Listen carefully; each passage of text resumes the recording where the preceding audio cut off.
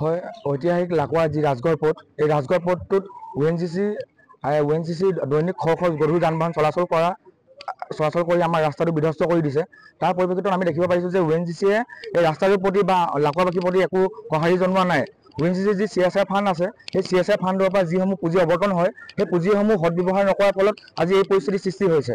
আমি বিভাগীয় কৰ্তৃপক্ষ PWD আমি জনাব বিচাৰিছোঁ যে আমাৰ এই ঐতিহাসিক লাকুৱা ৰাজগড় পথটো অসম জাতীয়তাবাদী যুৱ ছাত্ৰ পৰিষদ লাকুৱা আঞ্চলিক সমিতিয়ে বিগত 2-3 বছৰ ধৰি উক্ত বিষয়ৰ ওপৰত তীব্ৰ বিৰোধিতা কৰি আহিছে আৰু আমি বহুত সময় ধৰি আমি দৰখাস্ত কৰিছোঁ, তেওঁলোকক আবেদন নিবেদন কৰিও আজিলৈকে তাৰ কোনো প্ৰতিফল পোৱা নাই। তাৰ পৰিপ্ৰেক্ষিতত আজি অসম জাতীয়তাবাদী যুৱ ছাত্ৰ পৰিষদ লাকুৱা আঞ্চলিক সমিতি, বৃহত্তৰ লাকুৱা অঞ্চলৰ দল সংগঠন তথা লাকুৱাবাসী ৰাইজৰ সহযোগত 72 ঘণ্টীয়া ONGC তৈল খনন আৰু উৎপাদন বন্ধ কৰা হৈছে।